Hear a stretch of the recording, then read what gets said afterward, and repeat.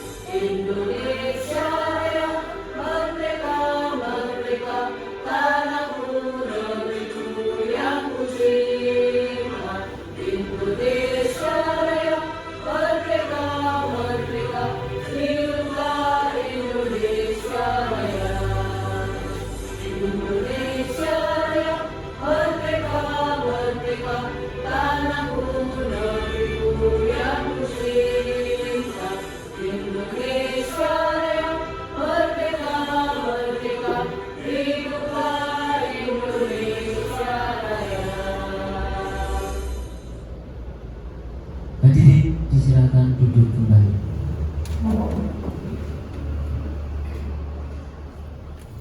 Bismillahirrahmanirrahim. Assalamualaikum warahmatullahi wabarakatuh. Alhamdulillahirabbil alamin wa bihi nasta'inu ala umuri dunya waddin. Wassalatu wassalamu ala sayyidina Muhammadin wa ala alihi wa sahbihi ajma'in. Amma ba'du. Yang terhormat Bapak Kepala Sekolah UPT SD Negeri Telago 2, Bapak Sugianto SPD MPD atau yang mewakili, yang kami hormati segenap Dewan Guru UPT SD Telago 2, marilah bersama-sama kita ucapkan puji syukur kepada Allah Subhanahu wa Ta'ala bahwasanya pada siang hari ini kita masih diberi kesempatan sehingga kita bisa berkumpul bertemu di ruang guru dalam keadaan sehat walafiat dalam rangka mengikuti kegiatan diseminasi modul 1.4 menyebarkan pemahaman dan pengalaman budaya positif di sekolah yang akan disampaikan oleh CGP Angkatan 11 Bu Citra Permata Dewi. Untuk itu marilah kita ucapkan bacaan Alhamdulillahirabbil alamin. Kedua kalinya sholawat dan salam semoga tetap terlimpahkan kepada junjungan kita Nabi Muhammad SAW alladzi turja syafa'atuhu min yaumi hadza ila yaumil qiyamah. Amin Allahumma amin.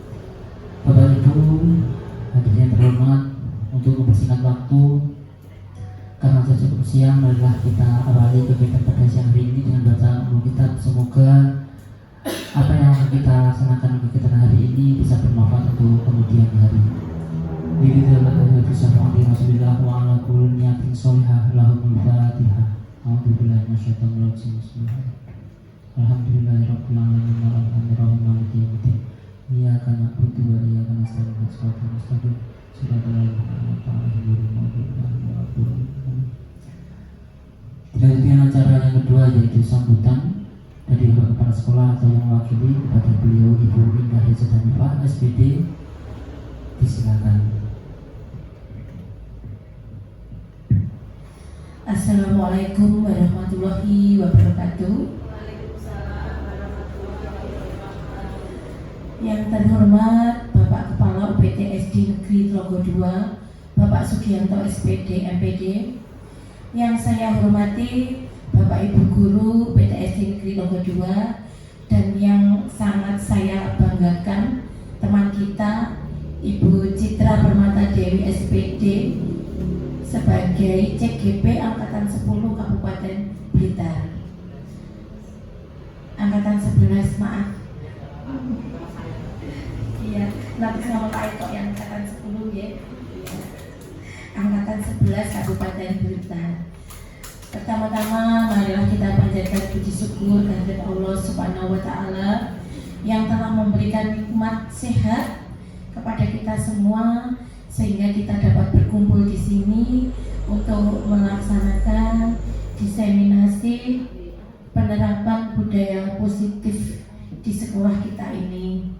Sholawat serta salam senantiasa tercurahkan kepada Nabi Agung Muhammad SAW yang senantiasa kita nantikan syafaatnya di hari akhir nanti.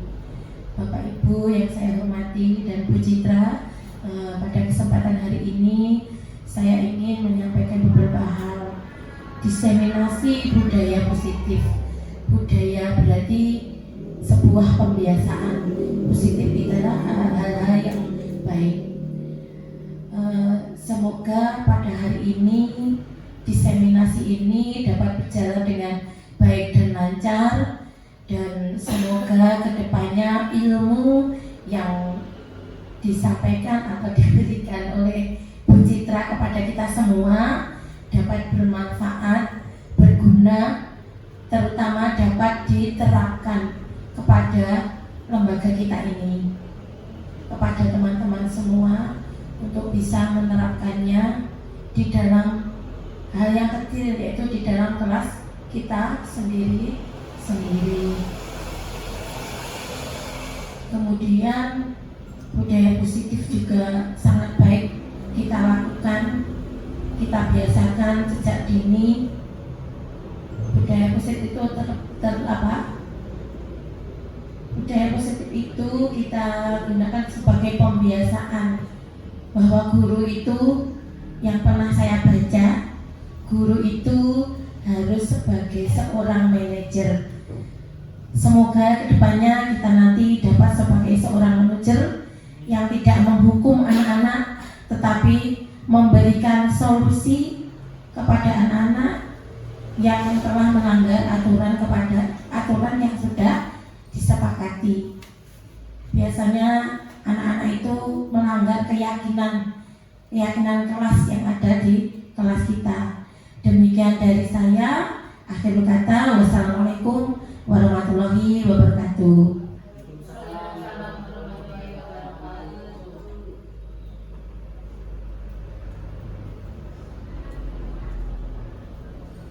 Demikian tadi sambutan dari perwakilan Bapak Kepala Sekolah kita kepada Ibu Indah Reza Danifah, disampaikan terima kasih. Dilanjutkan acara berikutnya yaitu doa penutup. Adalah kita bersama berdoa semoga apa yang kita lakukan hari ini bisa bermanfaat untuk kemudian hari. Bismillahirrahmanirrahim. Allahumma sholli ala sayyidina Muhammad wa ala ali sayyidina Muhammad walhamdulillahirabbil alamin. Anta syakirin hamdana liman hamda yuwafi ni'mahu wa yukafi mazitahu ya rabbana alhamdu kama yanbaghi jalala wajhika wa azimi sultanik. Rabbana la ilma lana illa ma 'allamtana innaka antal alimul hakim. Allahumma inni a'udzubika min syarri bala wa tarki syarri wa syarri qadar wa syarri qadar. Rabbana zalamna anfusana wa illam taghfir lana wa tarhamna lanakunanna minal khasirin. Rabbana atina fid dunya hasanah wa fil akhirati hasanah wa qina adzabannar. Subhanaka rabbil izzati amma yasifun wa salamun alal mursalin walhamdulillahi rabbil alamin.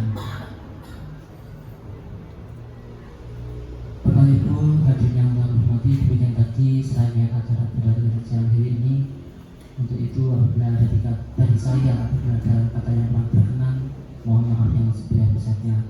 Saya Kristus. Wassalamualaikum warahmatullahi wabarakatuh. Waktu sepenuhnya saya berikan pada Ibu Citra Permata Dewi. Disilakan.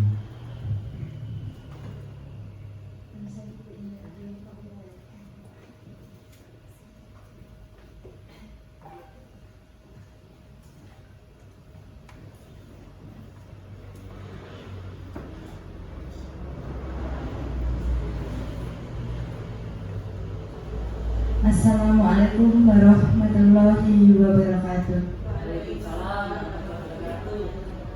Alhamdulillah, untuk doanya saya ikut di depan ya Bapak Ibu. Terima kasih pada siang hari ini Bapak Ibu sudah bisa menyempatkan waktunya menghadiri acara saya ini. Semoga acara ini nanti bisa membawa manfaat untuk kita semuanya. Amin. Nah, saya mulai saja nih Bapak Ibu.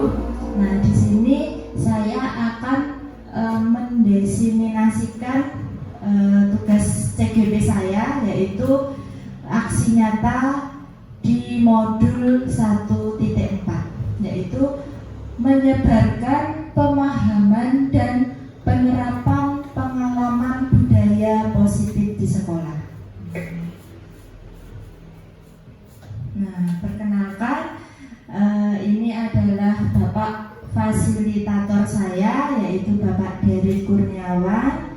Nah, sedangkan ibu pengajar praktik saya yaitu Ibu Septilia Purwanawati, sedangkan saya sendiri yaitu Citra Permata Dewi, CGP Angkatan 11 dari UPT SD Negeri Tlogo 2.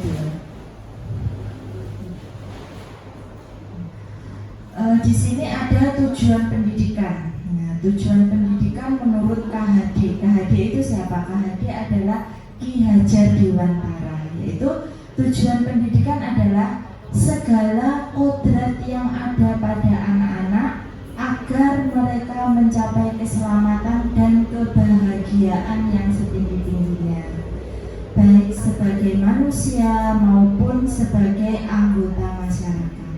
Oleh sebab itu,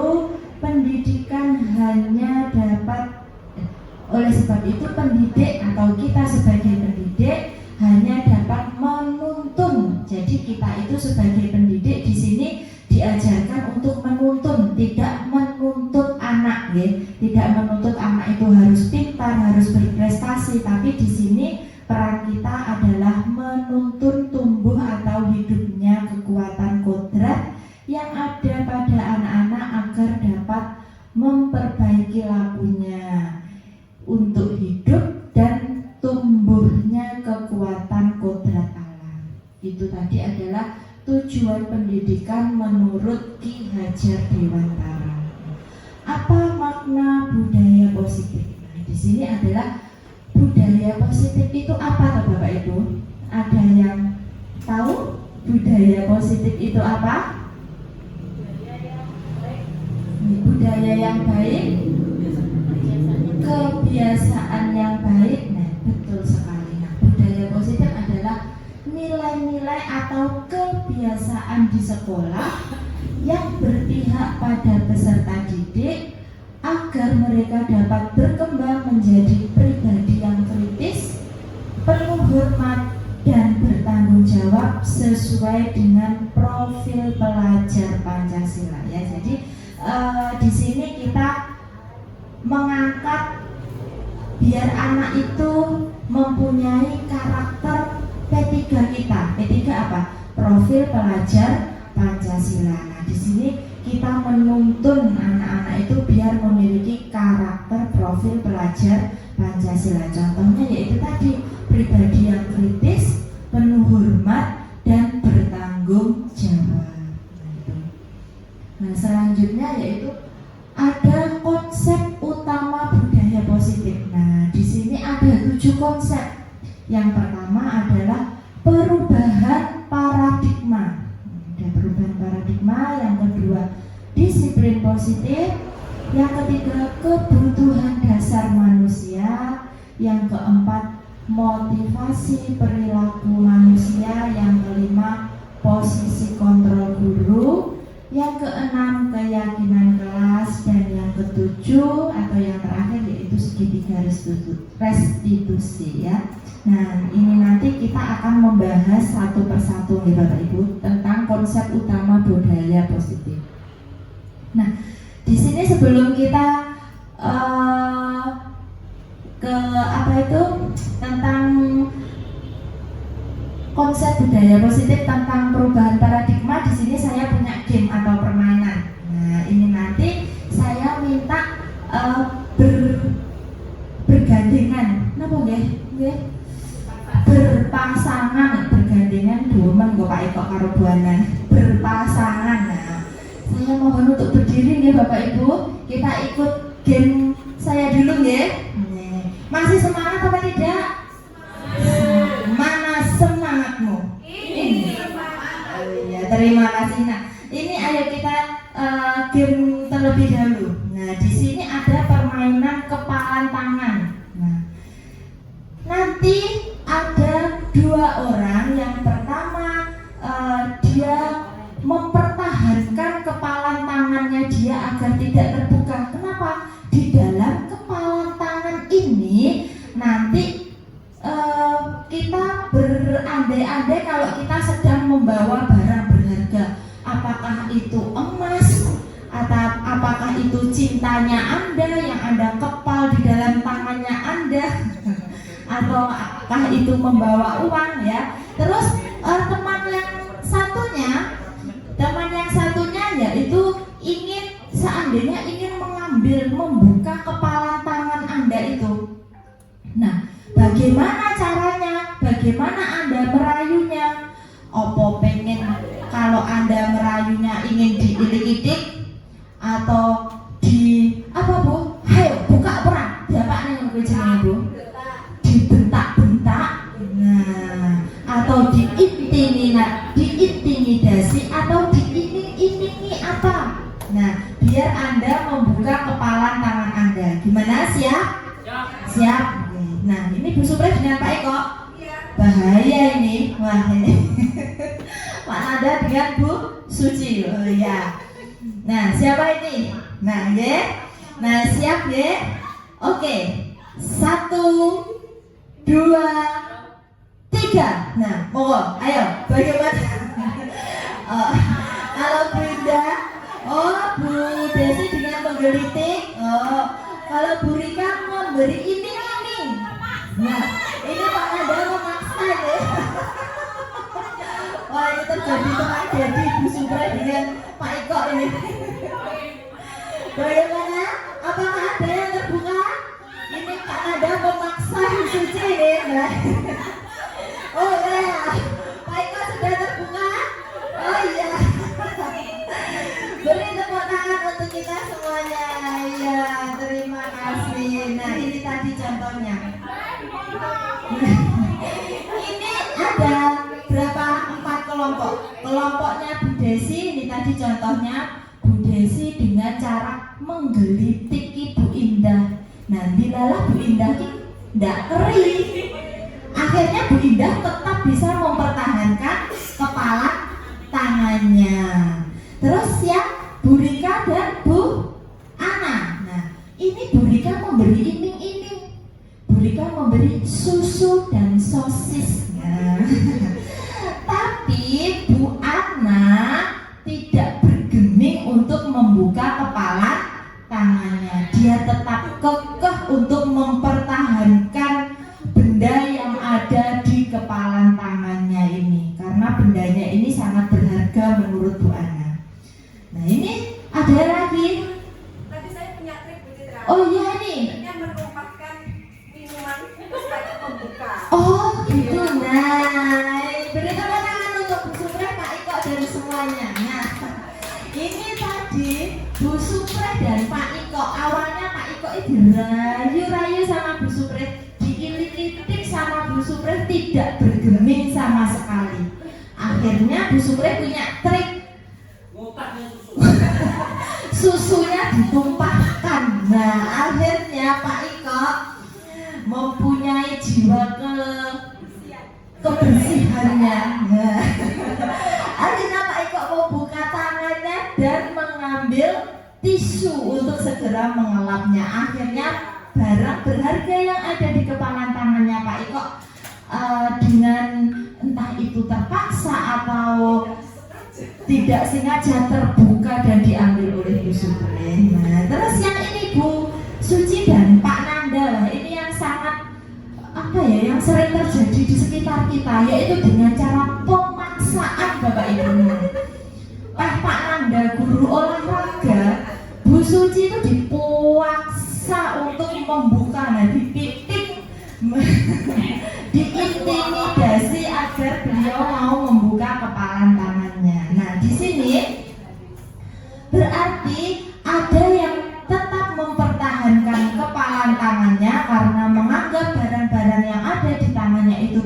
berharga, entah dengan apapun itu caranya dia tetap mempertahankan. Tetapi ada yang tanpa sengaja karena tergugah hatinya akhirnya membuka kepala tangannya. Nah, selanjutnya, nah ini ada pertanyaan. Yang pertama, apakah Anda membuka atau menutup kepala tangan? Nah, tadi ada yang membuka atau yang menutup. Nah, yang kedua, dalam kegiatan ini sesungguhnya siapa yang memegang kendali atau kontrol untuk membuka atau menutup kepala tangan? Iya, Pak Nada? Oh, nggih, Pak Nada, monggo, hati-hati nggih. Nah, di sini berarti yang mengendalikan, ya, yang memegang kendali dan kontrol untuk membuka tangan kepala tangannya ini adalah diri kita sendiri. Apakah kita bisa tergoda dengan godaan-godaan yang ada di sekitar kita ataukah tidak, itu tergantung kita. Bagaimana cara kita untuk mengendalikannya. Ya, jadi walaupun Bapak Ibu itu digoda, wah ini digoda dengan apapun, kalau panjenengan kekeh nggak mau tergoda, pasti panjenengan juga akan tetap mempertahankan kepala tangan panjenengan. Jadi di sini yang mengendalikan siapa Bapak Ibu? Diri kita sendiri. Jadi kita itu apakah bisa dikendalikan orang lain apa tidak? Tidak. Kalau dari permainan ini tadi ya, nah, kita tidak bisa dikendalikan oleh orang lain karena di sini yang mengendalikan diri kita adalah diri kita sendiri. Nah, selanjutnya, nah ini kita sendiri yang memegang kontrol atas kepala tangan kita. Apakah kita membuka atau menutup? Nah, itu tadi ya. Jadi yang mengendalikan adalah diri kita sendiri. Kalau kita kekeh tidak tergoda dengan apapun, kita juga akan tetap mempertahankan milik kita sendiri. Oke. Nah, di sini ada perubahan paradigma. Nah, apakah itu perubahan paradigma? Yaitu satu, dalam membangun budaya positif, sekolah dapat menyediakan lingkungan yang positif. Nah, jadi dalam kita membangun budaya yang positif, nah, sekolah kita harus menyediakan lingkungan yang tentunya juga positif. Lingkungan yang positif itu yang bagaimana Bapak Ibu? Contohnya lingkungan yang aman dan nyaman untuk warga sekolah.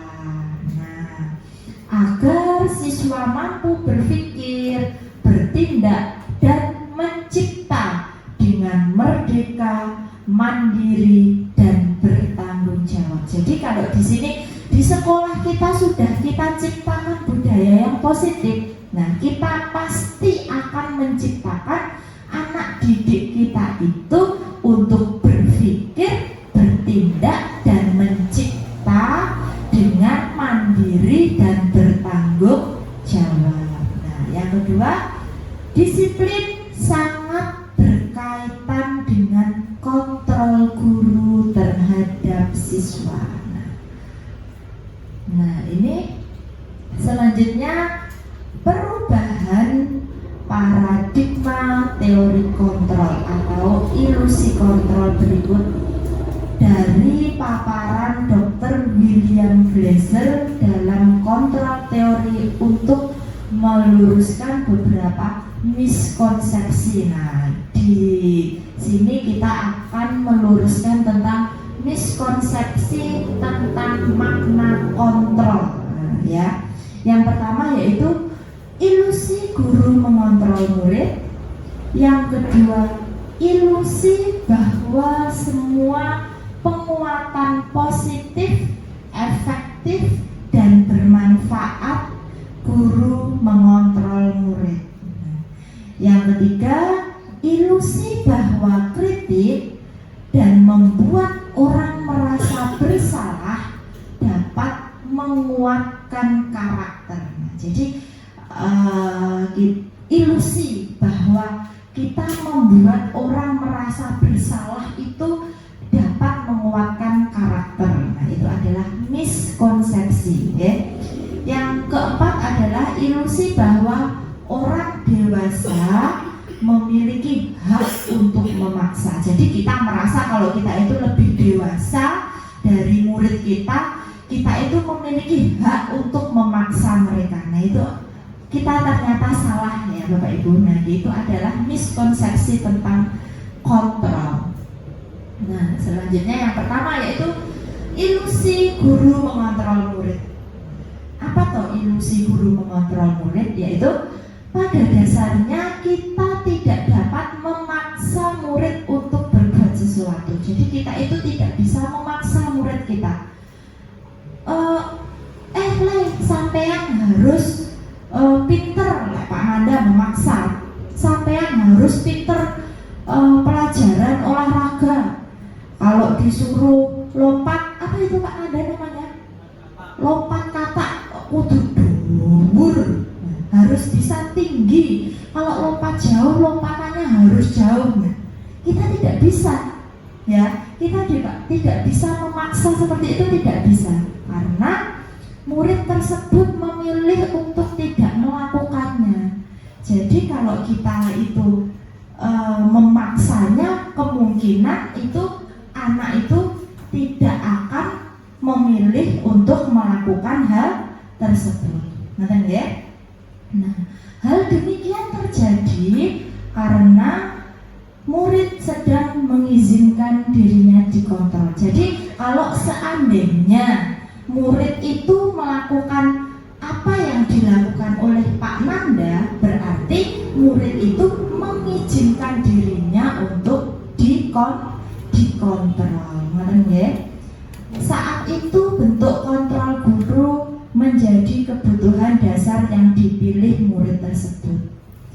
Teori kontrol menyatakan bahwa semua perilaku memiliki tujuan, bahkan terhadap perilaku yang tidak sesuai. Nah, selanjutnya ilusi atau miskonsepsi yang selanjutnya yaitu ilusi bahwa semua penguatan positif, efektif, dan bermanfaat. Penguatan positif atau bujukan adalah bentuk-bentuk kontrol.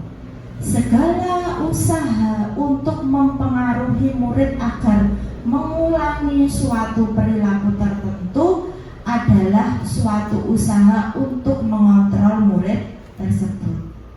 Dalam jangka waktu tertentu, kemungkinan murid tersebut akan menyadarinya dan mencoba untuk menolak bujukan kita, atau bisa jadi murid tersebut menjadi tergantung pada pendapat sang guru. Nah, di sini awalnya murid itu manut dengan bapak ibu gurunya, tapi di lain hari atau di lain kesempatan dia sadar bahwa dia tidak mau dikontrol lagi oleh bapak ibu gurunya. Akhirnya terkadang dia juga akan tetap mencoba untuk menolak bujukannya atau tetap mengikuti, tapi tergantung dengan sang guru agar dia bisa bisa mengikuti kemauan guru tersebut. Ngerti ya?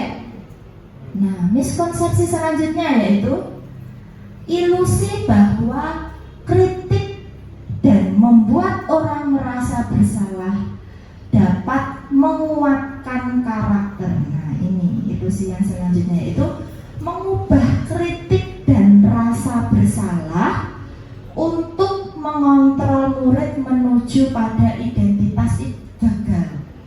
Mereka belajar untuk merasa buruk tentang diri mereka. Nah, ini tadi yang karena kita membuat murid itu merasa bersalah. Jadi murid itu merasa bahwa dirinya itu buruk, dirinya itu gagal. Mereka mengembangkan dialog diri yang negatif. Kadangkala sulit bagi guru untuk mengidentifikasi bahwa mereka sedang melakukan perilaku ini.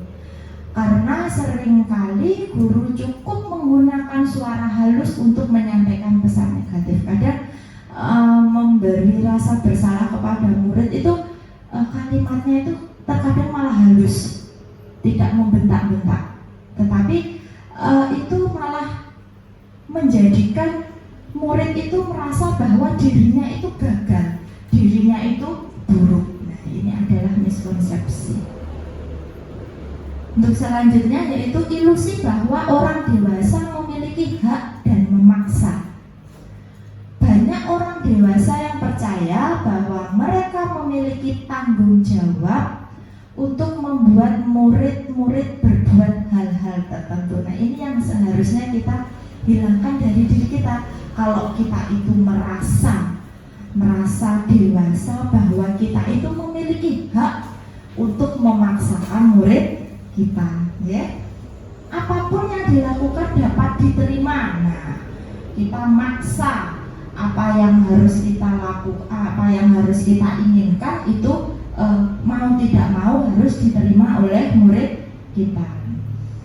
Nah, orang dewasa akan menyadari bahwa perilaku memaksa tidak akan efektif untuk jangka waktu panjang dan sebuah hubungan permusuhan akan terbentuk. Nah, jadi di sini kita malah akan menimbulkan atau menumbuhkan permusuhan pada hubungan kita dengan murid kita.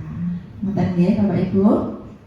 Nah, ini adalah perubahan paradigma stimulus respon teori kontrol. Bisakah kita mengontrol seseorang? Nah, ini tadi dari kita contohnya kita melakukan game pengepalan tangan tadi. Nah, bagaimana apakah kita itu bisa mengontrol seseorang? Nah, ini ya, stimulus respon yaitu realitas atau kebutuhan kita sama. Kita merasa kalau kita itu memiliki kebutuhan itu sama dengan orang lain.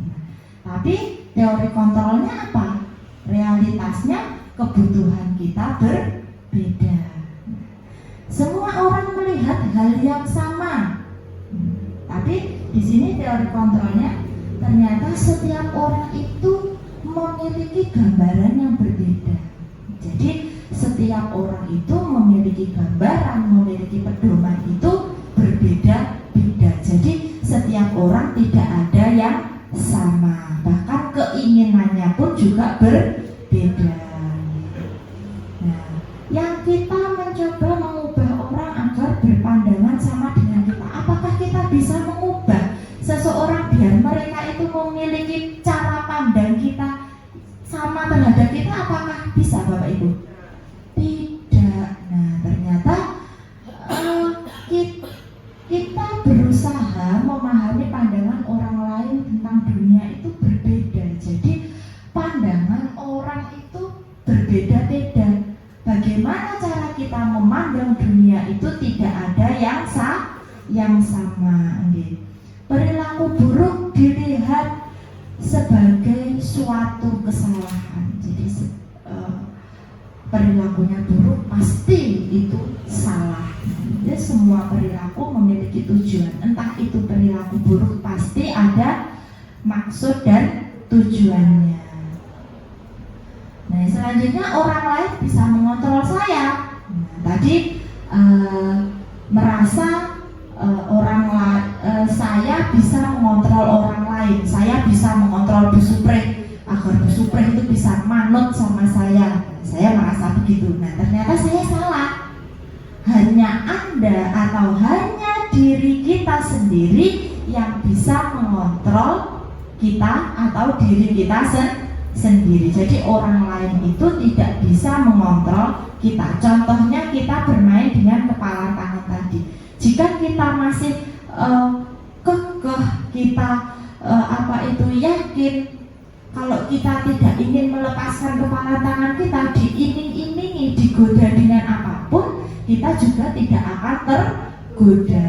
Iya, kita akan tetap kekeh pada keyakinan kita sendiri. Jadi yang bisa mengontrol diri kita hanya kita sendiri. Iya. Selanjutnya, pemaksaan ada pada saat bujukan gagal. Nah, ternyata salah. Kolaborasi dan konsensus menciptakan pilihan-pilihan baru. Selanjutnya, model berpikir menang atau kalah. Nah, harus diganti. Model berpikir menang. Ngerti ya?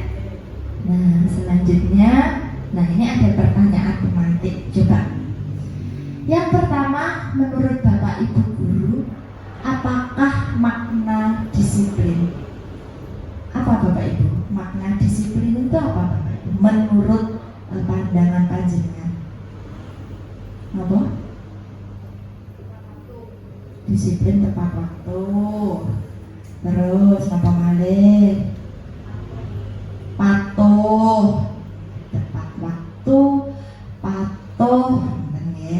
Kalau yang kedua, pernahkah Bapak Ibu guru menerapkannya di dalam kelas? Bagaimana? Pernah nggak boleh? Pernah. Contohnya apa? Masuk kelas tepat waktu. Apa Pak G? Oh. Nah, makna disiplin. Nah, di sini kata disiplin berasal dari bahasa Latin, yaitu disciplina, ya, yang artinya belajar. Jadi disiplin itu artinya belajar. Disiplin adalah kemampuan memerintah diri sendiri dalam mengontrol dan menguasai diri untuk memilih tindakan yang mengacu pada nilai-nilai yang kita hargai dengan penuh tanggung jawab tanpa diperintah oleh orang lain. Jadi disiplin itu yang harus kita garis bawahi, yaitu ini, tanpa terperintah oleh orang lain. Jadi kita menerapkan sikap disiplin itu harus kita tanamkan pada diri kita tanpa merasa aku itu disiplin harus karena ada saya diawasi oleh Pak G, Bapak Kepala Sekolah kita, saya diperintah oleh Bapak Ibu guru. Nah, seperti itu, ya. Jadi harus ditanamkan pada diri kita bahwa kalau disiplin itu kita lakukan dengan penuh tanggung jawab tanpa rasa diperintah. Nah, nilai-nilai yang kita hargai adalah nilai-nilai kebajikan atau sifat positif manusia yang merupakan tujuan mulia yang ingin dicapai setiap individu, yaitu nilai-nilai pada profil pelajar Pancasila, biar anak didik kita memiliki karakter P3, yaitu profil pelajar Pancasila. Nah, di sini adalah sebagai pendidik, kita sebagai pendidik tujuan kita adalah menciptakan anak-anak yang memiliki disiplin diri sehingga mereka bisa berperilaku dengan mengacu pada nilai-nilai kebajikan universal dan memiliki motivasi intrinsik atau motivasi yang berada dalam dirinya sendiri, bukan motivasi ekstrinsik atau karena diperintah tadi atau karena merasa takut. Nah, jadi harus ditanamkan bahwa motivasi yang ada di dalam dirinya sendiri, tidak ada rasa takut atau motivasi ekstrinsik. Nah, ini adalah kebutuhan dasar manusia. Nah, setiap manusia itu memiliki kebutuhan dasar. Nah, contohnya seperti saya contoh ini, Bu Citra itu memiliki kebutuhan dasar apa toh? Bu Citra memiliki kebutuhan dasar rasa kasih sayang. Nah, tapi begitu juga dengan Pak Iko, kebutuhan dasarnya juga berbeda dengan Bu Citra. Ya, Pak Iko, ini contohnya apa Pak Iko? Oh, makan. Kalau Pak Iko itu kebutuhan dasar yang paling utama. Nah, itu penting itu Pak Nanda. Kalau tidak makan ya kita akan lemes, kita tidak bisa melanjutkan hidup juga. Oh, sandang. Oh iya, berpakaian, ajining diri saka busana. Pak Nanda jangan merubah ya yang tidak benar.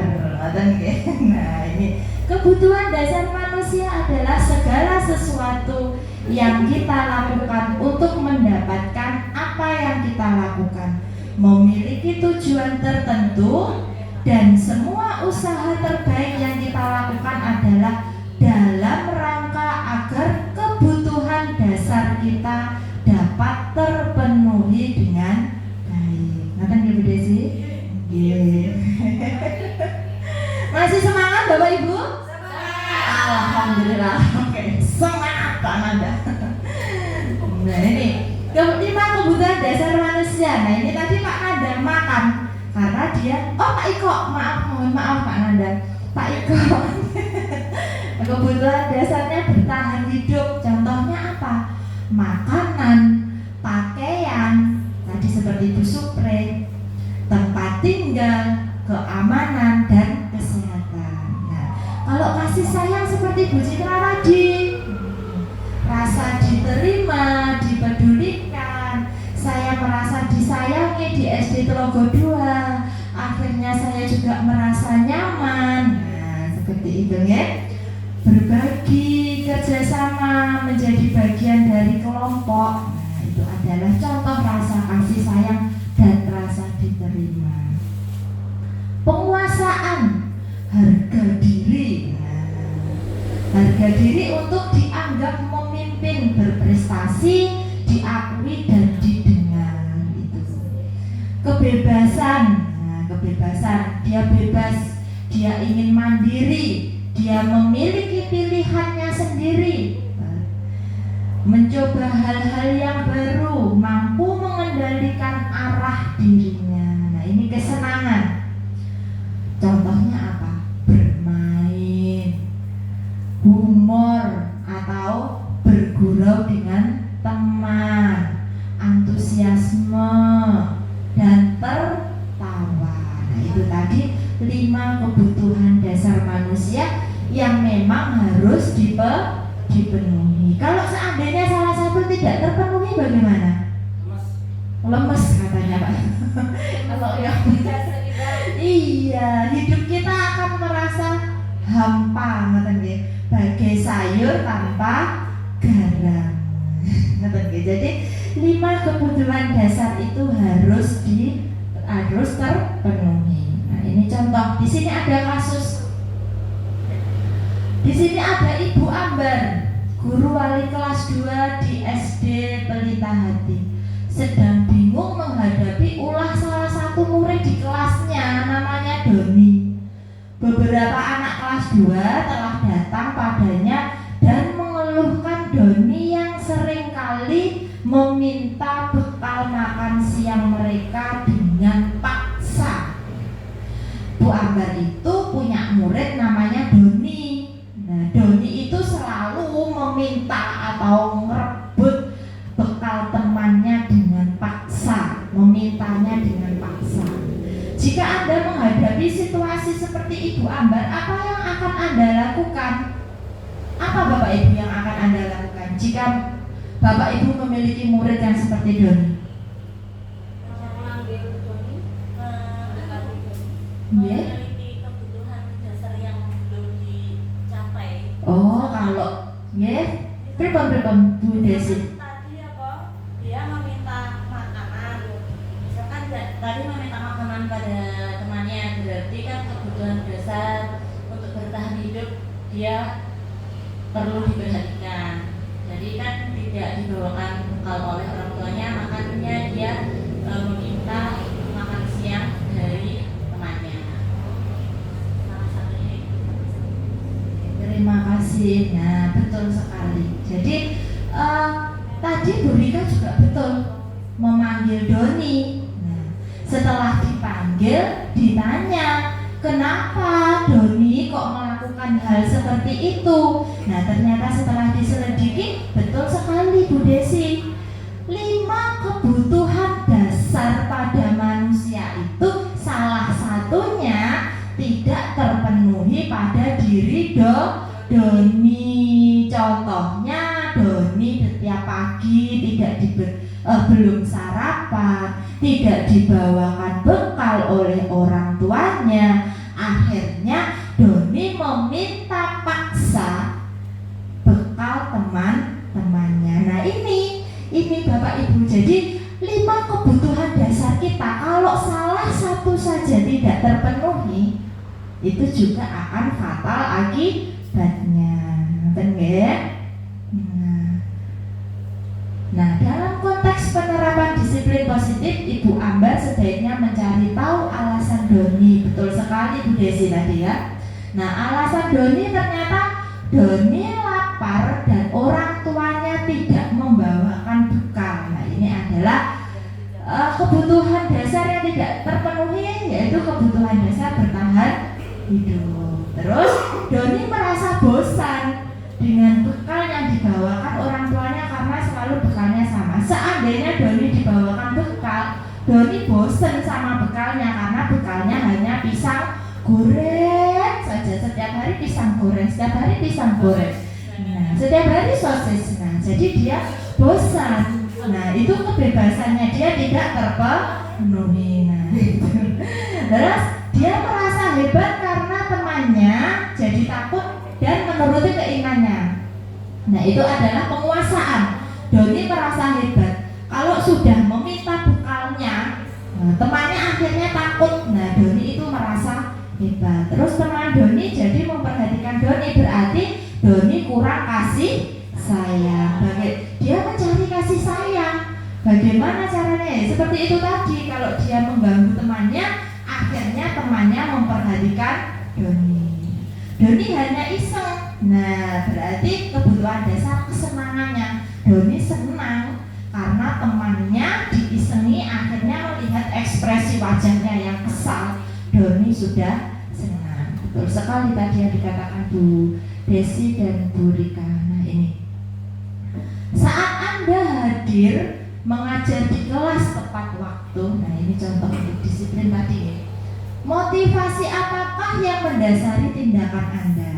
Nah, seandainya Anda itu masuk ke kelas itu tepat waktu, nah motivasi apa yang mendasari? Apakah Anda datang tepat waktu karena ingin ditegur oleh tidak ingin ditegur oleh atasan, biar tidak dimarahi Pak Bu Citra aja sing telat. Bu Citra di kantor saja masuk kelasnya terlambat. Nah, biar saya tidak dimarahi oleh Bapak Kepala Sekolah, akhirnya saya masuk ke kelas tepat waktu.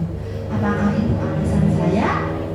Terus yang kedua, mendapat surat peringatan. Nah, menghindari ketidaknyamanan dan hukuman, atau saya melakukan disiplin itu menghindari agar saya tidak mendapat hukuman. Hukumannya apa? Mendapatkan surat peringatan. Atau Anda ingin mendapatkan pujian. Nah, itu loh contohnya Bu Supri itu. Bu Supri itu selalu datang tepat waktu sebagai guru terfavoritnya anak-anak. Nah, apakah Anda ingin mendapatkan pujian? Oh, beri tepuk tangan bagi suratnya. Ya. Nah, apakah seperti itu mendapatkan pujian atau penghargaan guru berprestasi? Nah, itu kembalikan ke diri panjenengan sendiri. Nah, motivasi perilaku manusia. Yang pertama, motivasi eksternal atau yang dari luar, yaitu untuk menghindari ketidaknyamanan itu tadi. Jadi kita disiplin agar kita tidak mendapat hukuman. Apa yang akan terjadi apabila saya tidak melakukan? Saya takut kalau dihukum. Saya takut nggak mengerjakan PR, dihukum lari lapangan 10 kali. Nah, itu adalah motivasi eksternal atau dari luar. Yang kedua, untuk mendapatkan imbalan atau penghargaan. Kamu kalau patuh sama Bu Guru, nilainya bagus, kamu akan mendapatkan hadiah. Nah, itu tadi contoh motivasi eksternal. Nah, motivasi internal adalah untuk menjadi orang yang mereka inginkan dan menghargai dirinya sendiri. Dengan nilai-nilai yang mereka percaya akan menjadi orang seperti apa. Saya ingin menjadikan diri saya itu seperti apa. Nah, itu adalah motivasi internal dari dalam dirinya sendiri. Nah, ini ada pertanyaan pemantik lagi Bapak Ibu. Sebelum kita ke pertanyaan pemantik, biar tetap semangat. Nah, karena di sekolah kita ada Queen of Ice Breaking. Monggo Bu Supre berkenan yang memberikan ice breaking biar Bapak Ibu itu tetap semangat dan tidak ngantuk. Ya. Bagaimana, siap? Yes, terima kasih. Monggo Bu Supre. Terima kasih atas waktunya Bu Citra. Monggo Bapak Ibu agar tetap semangat, berdiri sebentar. Ayo Bu Suci, monggo ice breaking kesana. Semangat, ayo. Monggo Bu Ana. Kita hari ini mencari pasangan. Yuk berpasangan siapa? Pak Nanda kali sinten? Bu Indah sama Bu Citra. Monggo. Bu Rika Sama Pak Iko. iya. Di sini ada kata hitam dan hijau. Nah, apa? Ada kata-kata hitam dan hijau. Sekarang siapa yang menjadi hitam? Pak Iko hitam. Berarti satunya menjadi hijau. Astari yang kanan seperti ini, kayak mau tos. Nah, bukan mukren. Terus yang satunya juga seperti ini. Ini jaga-jaga ini ya. Kalau saya nanti bilang hitam, berarti yang hitam ngeplok ini apa ini? Mukul yang hijau. Kalau bisa yang hijau itu jangan sampai terpukul, berarti menghindar. Oke?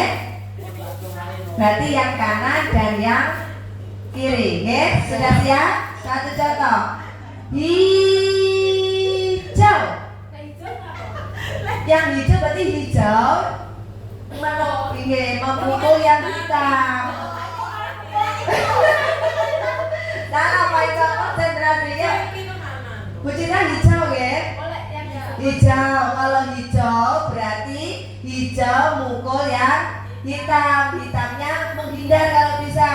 Kalau hitam berarti hitam mukul yang hijau. Hijaunya berarti menghindar. Sudah paham?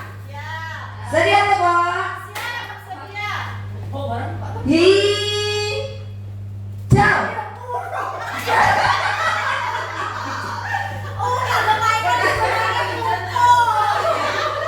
Konsentrasi Pak Iko, ya Allah. Pak Iko apa? Hitam. Pangannya apa? Hijau.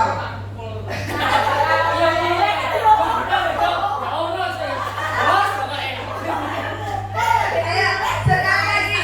Konsentrasi. Hitam.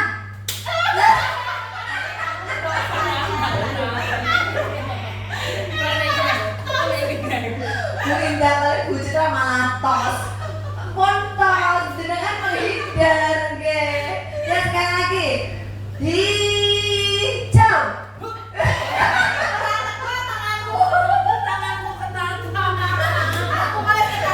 Sekali lagi. Hitam. Kenapa Iko? Berarti Pak Iko konsentrasinya luar biasa. Terima kasih. Semoga menumbuhkan semangat di siang hari ini. Terima kasih Bu Citra. Terima kasih Bu Supre. Nah, akhirnya nggak ngantuk lagi. Kalau tadi sama Bu Indah, tadi saya bingung, saya hitam apa hijau. Setelah tahu saya hitam, Bu Indah hijau, akhirnya tos malah. Terima kasih Bu Supre. Nah, di sini ada pertanyaan romantik. Kita lanjut lagi ya Bapak Ibu. Apa yang Bapak Ibu guru hebat lakukan jika ada murid yang melanggar aturan? Bagaimana? Bu Rika, kalau muridnya Bu Rika melanggar, yang Bu Rika lakukan itu apa? Hukum. Saya ambil, saya kasih sanksi. Oh, kalau Bu Supri dipanggil dikasih sanksi, kalau Bu Rika langsung dihukum lari 10 kali ngubengi lapangan. Itu contohnya. Terus nah, kalau kita punya murid, nah ini kalau seandainya dihukum, contohnya kalau hukum tidak terencana seperti Bu Rika tadi, wis melakukan kesalahan, ayo ngubengi lapangan ping 10. Nah, jadi tidak terencana ya. Jadi murid tidak tahu apa yang akan terjadi atau tidak dilibatkan. Jadi sepenuhnya itu dari pihak gurunya saja. Jadi murid tidak dilibatkan. Terus bersifat satu arah. Terus berupa hukum fisik atau psikis. Nah, fisik itu tadi lari tadi, ya. Terus kalau konsekuensi terencana itu disepakati. Bu Rika melakukan kesepakatan sesuai dengan aturan-aturan. Yang kedua, murid tetap dibuat tidak nyaman, itu kalau konsekuensi. Yang ketiga, sikap guru selalu memonitor murid, jadi memantau murid terus, itu kalau konsekuensi. Nah, kalau restitusi, yaitu proses menciptakan kondisi bagi murid untuk memperbaiki kesalahan. Jadi kita memberikan memberikan waktu bagaimana cara dia untuk memperbaiki kesalahan yang telah dia buat. Yang kedua, proses kolaboratif yang mengajarkan murid untuk mencari solusi. Nah, solusinya apa? Kita memberikan waktu bagaimana caranya dia untuk mencari solusi atas permasalahan tersebut. Nah, ini ada mari berlatih. Nah, di sini ada soal. Nah, ini termasuk hukuman atau konsekuensi. Yang pertama, lari mengelilingi lapangan basket 2 kali karena terlambat hadir sekolah. Termasuk apa Bapak Ibu? Hukuman. Yang kedua, membersihkan coretannya yang dibuat di meja tulis. Termasuk apa? Konsekuensi. Boleh. Yang ketiga, murid diminta push up karena tidak menggunakan masker ke sekolah. Kenapa? Hukuman? Ya, juga hukuman. Yang keempat, menggantikan kertas tugas temannya yang ia coret. Termasuk apa? Konsekuensi. Boleh. Berjemur di lapangan basket pukul 12 siang karena mengobrol dengan temannya. Termasuk apa? Hukuman. Boleh. Murid diminta bertelanjang kaki karena tidak memakai sepatu berwarna hitam saat sesuai peraturan sekolah. Termasuk apa? Hukuman. Berdiri di depan kelas sambil mengangkat satu kaki karena tidak bisa menjawab. Termasuk apa? Hukuman. Coba kita lihat jawabannya. Wah, memang Bapak Ibu guru UPT SD Negeri Rogo 2 hebat semuanya. Beri tepuk tangan untuk kita semuanya. Nah, ini ya. Nah, ini ada 5 posisi kontrolnya. Sebagai guru kita harus kita mempunyai 5 posisi kontrol. Nah, di posisi manakah kita?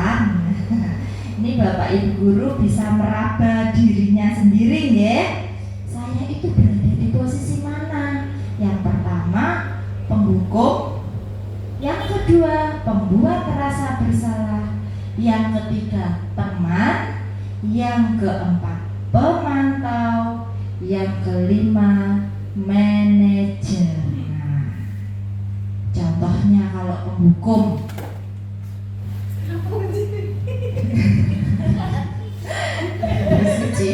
masih konsentrasi nih Bu Suci. Konsentrasi dimulai.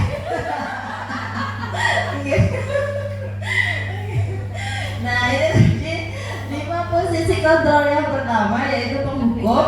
Seorang penghukum biasanya menggunakan hukuman fisik atau verbal. Pembuat rasa bersalah yaitu biasanya guru akan bersuara lebih lembut Kalau yang posisi kontrol teman, guru pada posisi ini tidak akan menyakiti murid, namun akan tetap mengontrol murid melalui persuasi. Yang keempat, posisi kontrol pemantau yaitu mengawasi.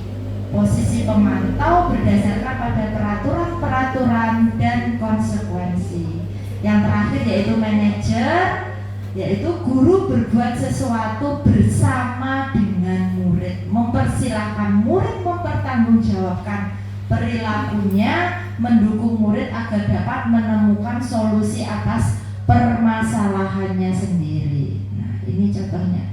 Contoh penerapan 5 posisi kontrol guru, yaitu kalau penghukum hormat bendera selama 1 jam. Kenapa? Karena tadi waktu upacara tidak memakai topi atau nggak lengkap, bajunya tidak lengkap, nggak pakai topi atau nggak pakai dasi. Ayo kamu sekarang berdiri di tiang bendera hormat selama 1 jam. Nah, itu adalah tipe penghukum. Kalau membuat rasa bersalah, itu berapa kali ibu harus memberitahu kamu, nak? Suaranya halus, lembut seperti Bu Desi gitu ya. Kamu selalu saja mengecewakan ibu. Nah, itu contohnya pembuat rasa bersalah. Kamu selalu mengecewakan saya. Nah, seperti itu. Terus kalau sebagai teman, ayo dong ikuti aturan sekolah. Tolong bantu ibu ya, sekali ini saja. Ya sudah, tidak apa-apa. Lain kali jangan sampai berbuat itu lagi ya. Nah, itu contoh kata-kata jika kita memposisikan diri kita ke murid kita sebagai teman. Tapi terkadang kalau sebagai teman itu murid kita itu hanya maunya nurut dengan guru itu saja.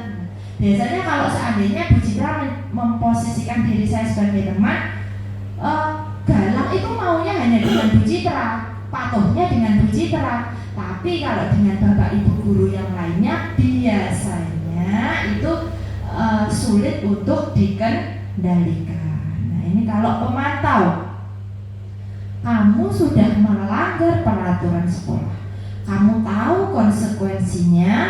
Setelah upacara kamu beli atributnya ke koperasi dan jangan diulang lagi. Ya, gitu. Jadi pemantau dikembalikan kepada muridnya, tetapi tetap dalam pantauannya. Nah, ini sebagai pendidik kita harus di posisi ini, Bapak Ibu. Sebagai manajer, apakah kamu tahu kesalahanmu? Kira-kira bagaimana kamu memperbaiki kesalahanmu? Jadi kita menanyakan permasalahannya dan murid tersebut yang mencari solusinya. Kita hanya mendampingi. Nonton ya. Nah, di posisi apakah kita? Pertanyaan romantis. Apa alasan ibu ketika menggunakan helm saat mengendarai motor? Kenapa? Bapak ibu kalau mau berangkat ke sekolah kenapa harus memakai helm? Alasannya apa? Biar nggak panas. Biar nggak panas. Kalau Bu Suci? Selamat. Biar selamat. Kalau Bu Indah? Takut ditilang sama Pak Polisi, nanti diajak kenalan. Pak Nanda? Oh, hebat sekali. Tepuk tangan untuk Pak Nanda. Ya, terima kasih. Nah, keyakinan kelas. Mengapa keyakinan kelas? Mengapa bukan peraturan kelas? Nah, ya, itu tadi. Keyakinan kelas adalah nilai-nilai kebajikan universal yang disepakati bersama, lepas dari latar belakang suku, negara, bahasa, maupun agama. Menurut Gosen, suatu keyakinan akan lebih memotivasi dari dalam. Seseorang akan lebih bersemangat menjalankan keyakinannya daripada hanya sekedar mengikuti peraturan. Pembentukan memberikan keyakinan kelas. Yang pertama, keyakinan kelas bersifat lebih abstrak daripada peraturan yang lebih rinci dan konkret. Kedua, keyakinan kelas berupa pernyataan-pernyataan universal. Ketiga, pernyataan keyakinan kelas senantiasa dibuat dalam bentuk positif. Keempat, keyakinan kelas hendaknya tidak terlalu banyak. Selanjutnya, keyakinan kelas sebaiknya sesuatu yang dapat diterapkan di lingkungan tersebut. Selanjutnya, semua warga kelas hendaknya ikut berkontribusi dalam pembuatan keyakinan kelas. Jadi semuanya harus ikut serta dalam pembuatan keyakinan kelas. Bersedia meninjau kembali keyakinan kelas dari waktu ke waktu. Nah, ini perbedaan peraturan dan keyakinan kelas. Jika peraturan adalah selalu mengembalikan buku ke tempatnya, keyakinan kelas kita adalah tanggung jawab. Dilarang mengganggu orang lain, keyakinannya bagaimana? Menghormati orang lain, karena keyakinan kelas itu menggunakan kata-kata yang positif. Tidak boleh ada kata tidak dan dilarang. Hadir di sekolah 15 menit sebelum pembelajaran dimulai, keyakinannya menghormati orang lain dan berkomitmen. Peraturannya dilarang melakukan kekerasan, keyakinannya bagaimana Bapak Ibu?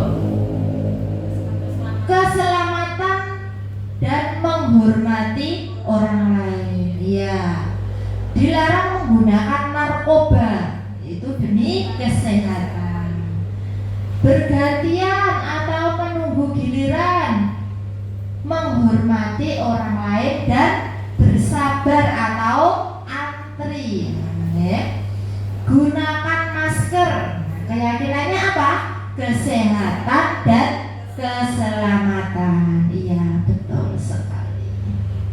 Nah, ini Bapak Ibu, saya sudah membuat keyakinan kelas kita.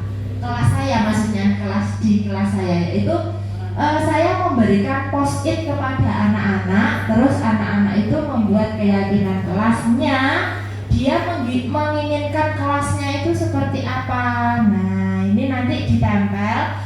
Setelah itu, kenapa kok keyakinan kelas saya hanya ada 6? Ini karena setelah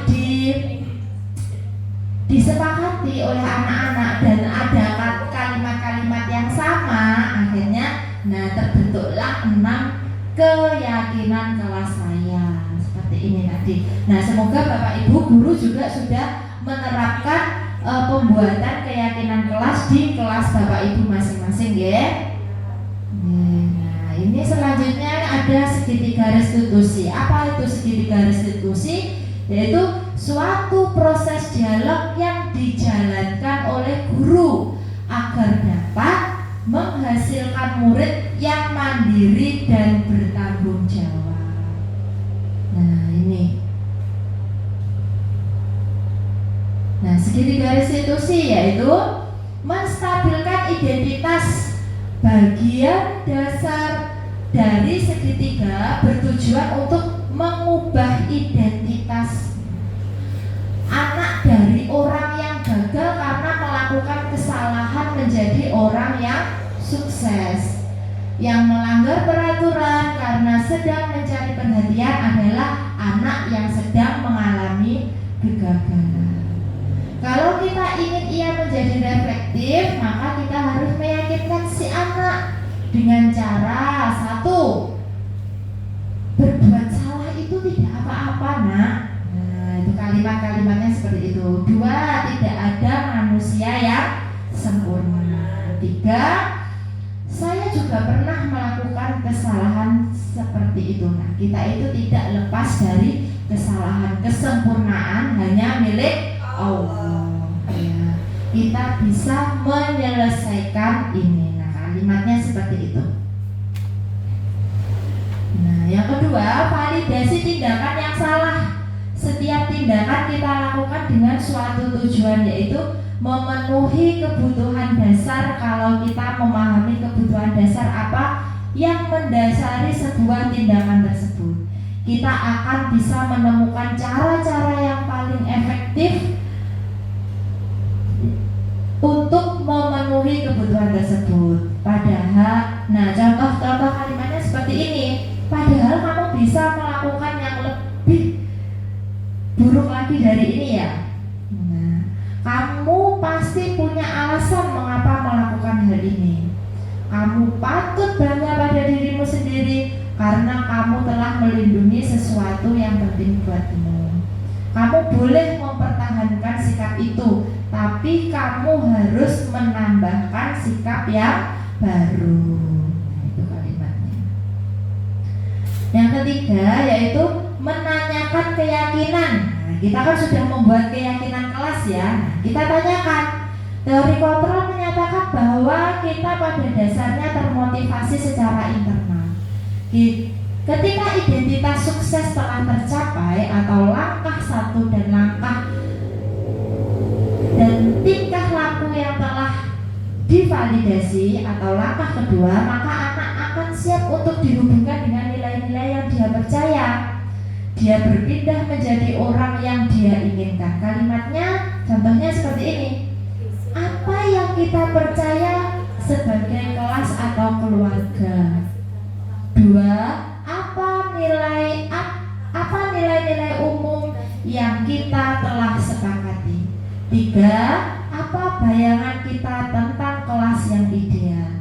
Dan 4. Kamu mau jadi orang seperti apa? Nah, kita kembalikan ke anaknya. Ngerti ya? Nah, di sini ada video. Nah, kemarin itu ada anak didik saya, salah satu anak didik saya, dia terlambat masuk kelas. Nah, ini saya mencoba untuk merestitusinya dengan memposisikan saya atau sebagai manajer. Jadi dia melakukan kesalahan itu, apakah kamu sadar kesalahan itu dan bagaimana cara kamu menyelesaikannya? Nah, seperti itu. Jadi kita kembalikan lagi ke anaknya. Kita kembalikan dan kita membimbingnya bagaimana cara dia mencari solusi atas masalahnya.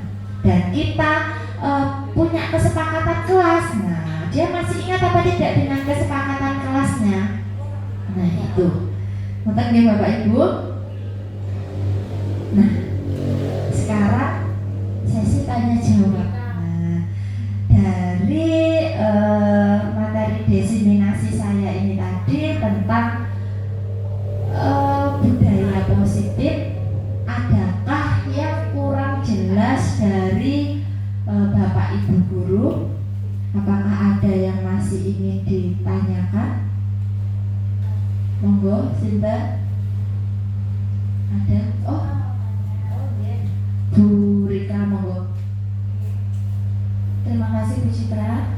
Begini ya Bu, terkait dengan pembuatan keyakinan kelas, agar keyakinan kelas itu bisa terlaksana dan siswa itu bisa menjalankan dengan ikhlas atau sepenuh hati, itu bagaimana ya Bu?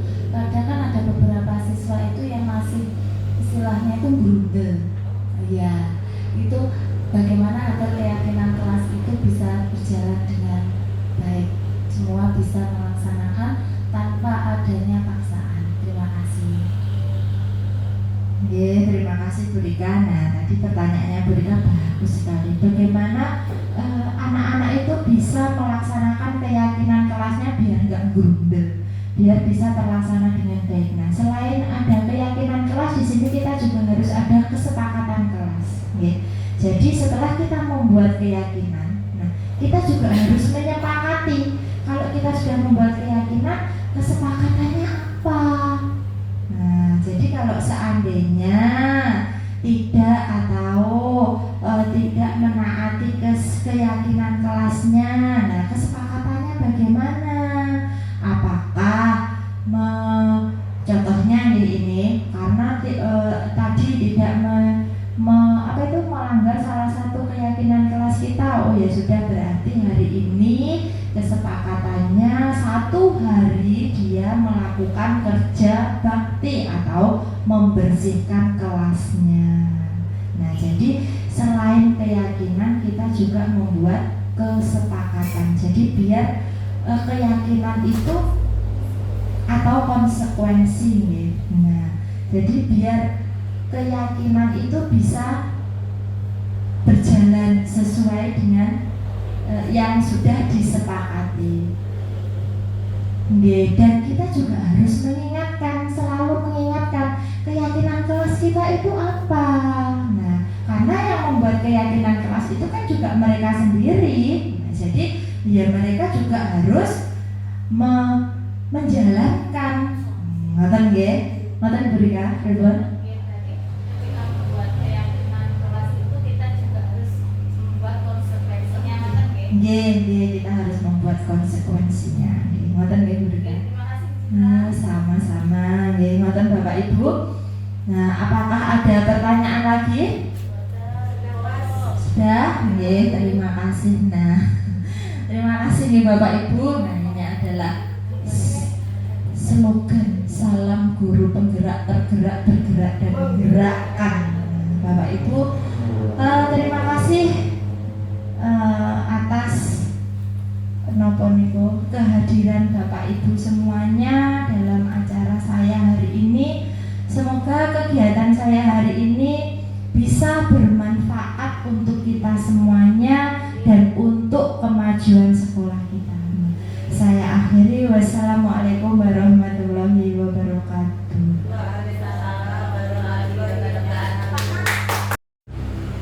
Nah, makna disiplin. Nah, di sini kata disiplin berasal dari bahasa Latin, yaitu disciplina, ya, yang artinya belajar. Jadi disiplin itu artinya belajar. Disiplin adalah kemampuan memerintah diri sendiri dalam mengontrol dan menguasai diri untuk memilih tindakan yang mengacu pada nilai-nilai yang kita hargai dengan penuh tanggung jawab tanpa diperintah oleh orang lain. Jadi disiplin itu yang harus kita garis bawahi yaitu ini, tanpa terperintah oleh orang lain. Jadi kita menerapkan sikap disiplin itu harus kita tanamkan pada diri kita tanpa merasa aku itu disiplin harus karena ada saya diawasi oleh Pak G, Bapak Kepala Sekolah kita, saya diperintah oleh Bapak Ibu Guru. Nah, seperti itu ya. Jadi harus ditanamkan pada diri kita bahwa kalau disiplin itu kita lakukan dengan penuh tanggung jawab tanpa rasa diperintah. Nah, nilai-nilai yang kita hargai adalah nilai-nilai kebajikan atau sifat positif manusia yang merupakan tujuan mulia yang ingin dicapai setiap individu, yaitu nilai-nilai pada profil pelajar Pancasila, biar anak didik kita memiliki karakter P3, yaitu profil pelajar Pancasila. Nah, di sini adalah sebagai pendidik, kita sebagai pendidik tujuan kita adalah menciptakan anak-anak yang memiliki disiplin diri sehingga mereka bisa berperilaku dengan mengacu pada nilai-nilai kebajikan universal dan memiliki motivasi intrinsik atau motivasi yang berada dalam dirinya sendiri, bukan motivasi ekstrinsik atau karena diperintah tadi atau karena merasa takut. Nah, jadi harus ditanamkan bahwa motivasi yang ada di dalam dirinya sendiri, tidak ada rasa takut atau motivasi ekstrinsik. Nah, ini adalah kebutuhan dasar manusia. Nah, setiap manusia itu memiliki kebutuhan dasar. Nah, contohnya seperti saya contoh ini, Bu Citra itu memiliki kebutuhan dasar apa toh? Bu Citra memiliki kebutuhan dasar rasa kasih sayang. begitu juga dengan Pak Iko, kebutuhan dasarnya juga berbeda dengan Bu Citra. Ya, Pak Iko, ini contohnya apa Pak Iko? Oh, makan. Kalau Pak Iko itu kebutuhan dasar yang paling utama. Loh, itu penting itu Pak Nanda. Kalau tidak makan ya kita akan lemes, kita tidak bisa melanjutkan hidup juga. Oh, sandang. Oh iya, berpakaian, ajining diri saka busana. Betul. Pak Nanda jangan merubah ya yang tidak benar. Nah, ini kebutuhan dasar manusia adalah segala sesuatu yang kita lakukan untuk mendapatkan apa yang kita lakukan, memiliki tujuan tertentu, dan semua usaha terbaik yang kita lakukan adalah dalam rangka agar kebutuhan dasar kita dapat terpenuhi dengan baik. Ngaten nggih Bu Desi? Nggih. Masih semangat Bapak Ibu? Alhamdulillah. Oke, semangat Pak Nanda. Nah, ini kelima kebutuhan dasar manusia. Nah, ini tadi Pak Nanda makan karena dia, oh Pak Iko, mohon maaf Pak Nanda. Pak Iko kebutuhan dasarnya bertahan hidup. Contohnya apa? Makanan, pakaian, tadi seperti Bu Supre, tempat tinggal, keamanan, dan kesehatan. Nah, kalau kasih sayang seperti Bu Citra tadi, rasa diterima, dipedulikan, saya merasa disayangi di SD Telogo 2, akhirnya saya juga merasa nyaman. Nah, seperti itu ya. Berbagi, kerjasama, menjadi bagian dari kelompok. Nah, itu adalah contoh rasa kasih sayang dan rasa diterima.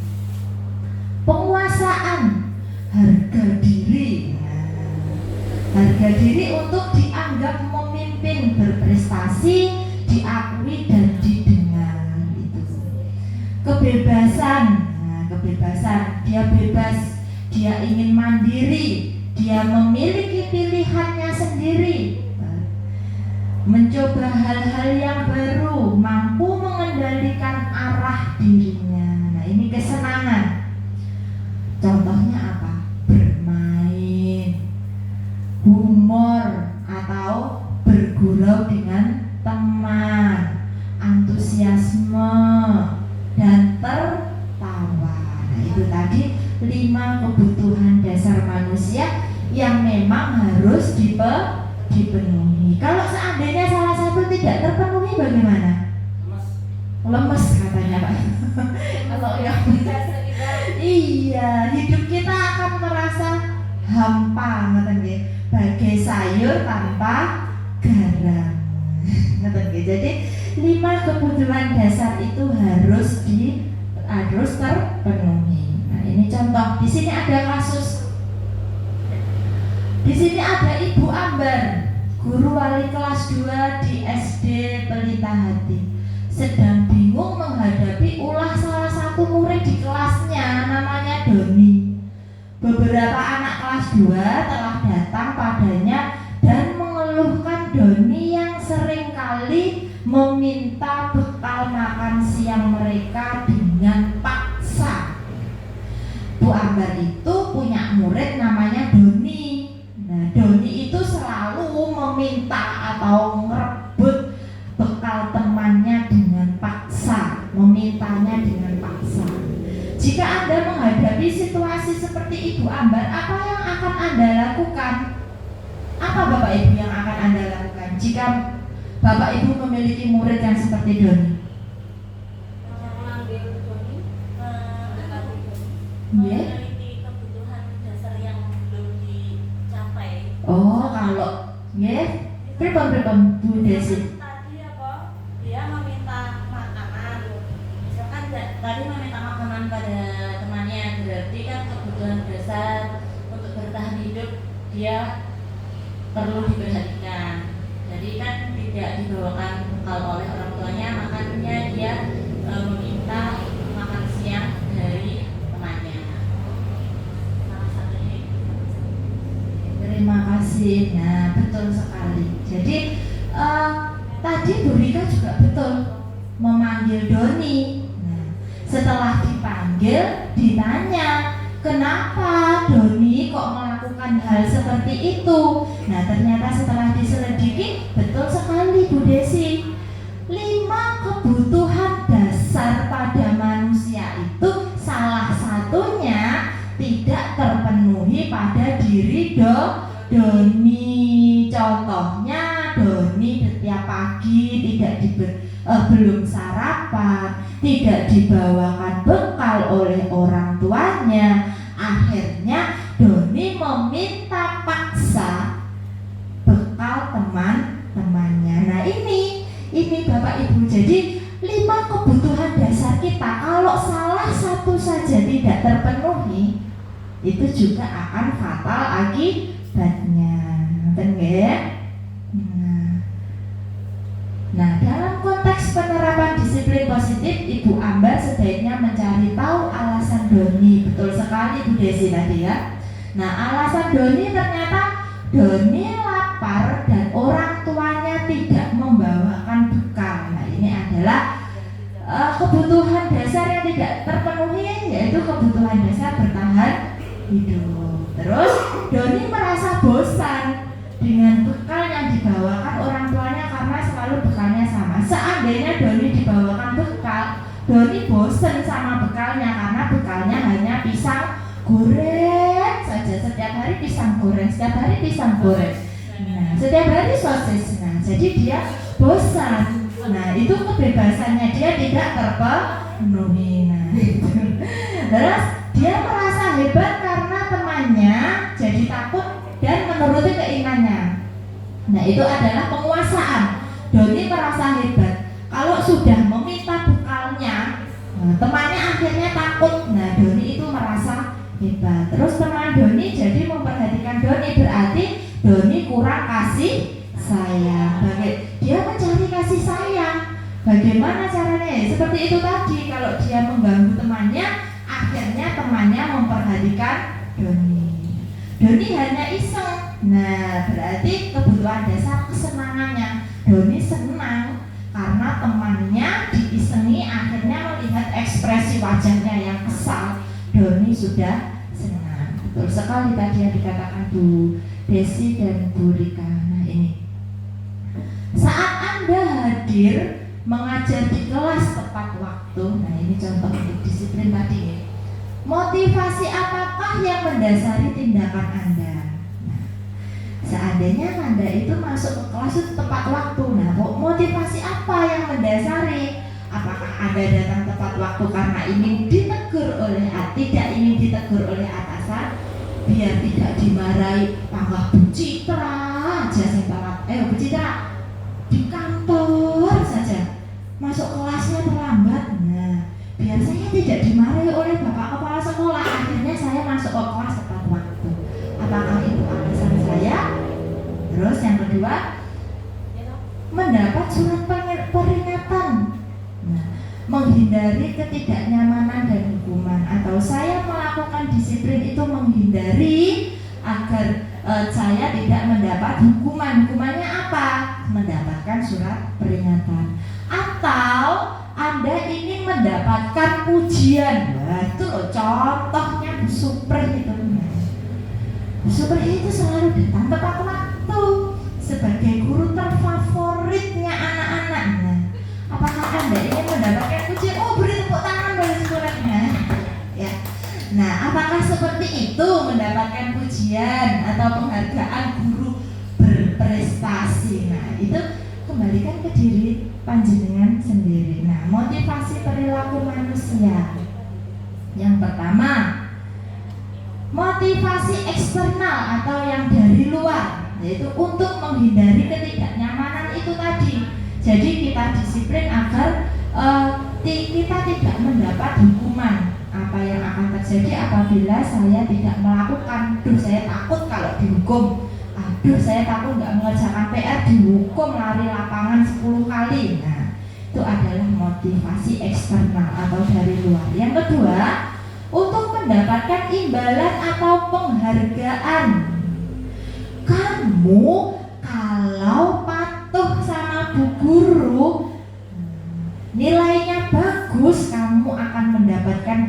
kuliah. Nah, itu tadi contoh motivasi eksternal.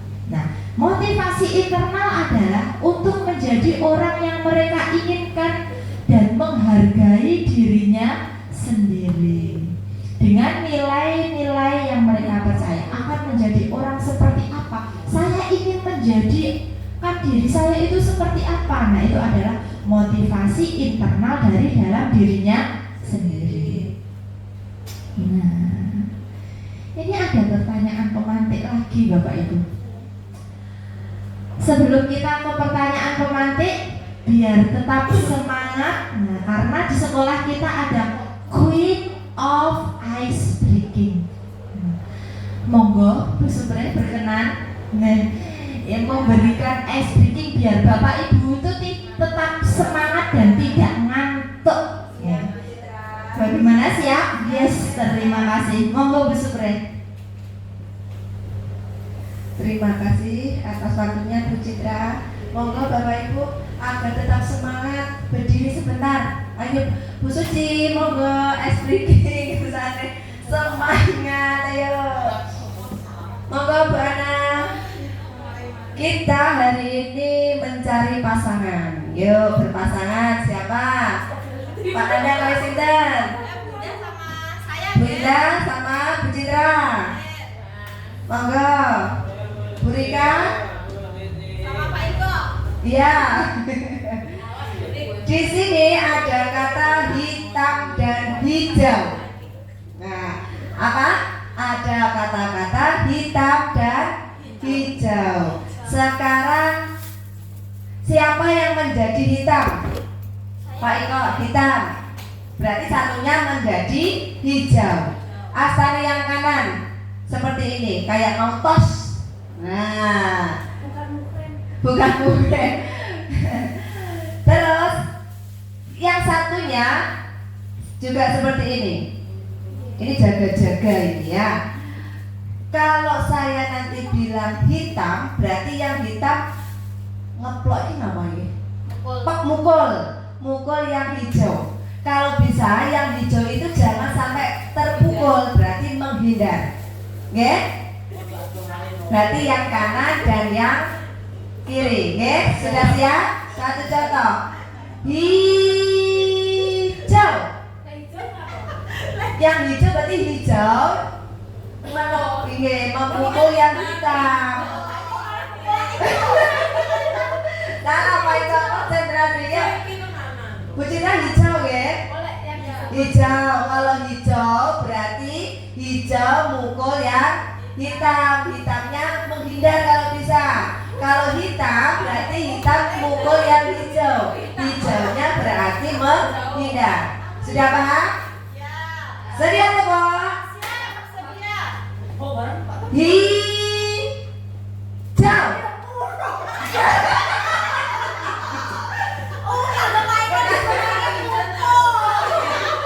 Konsentrasi Pak Iko, ya Allah. Pak Iko apa? Hitam. Tangannya apa? Hijau.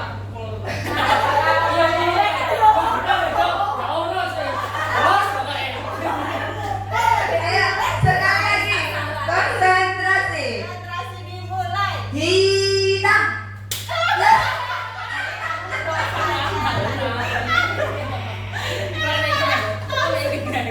Bu Indah kali Bu Citra malah tos. Pun tos jenengan menghindar nggih. Ya sekali lagi. Hijau. Sekali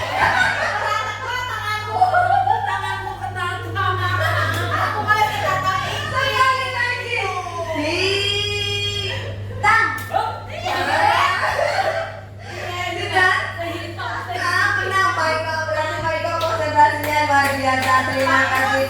Semoga menumbuhkan semangat di siang hari ini. Terima kasih Bu Citra.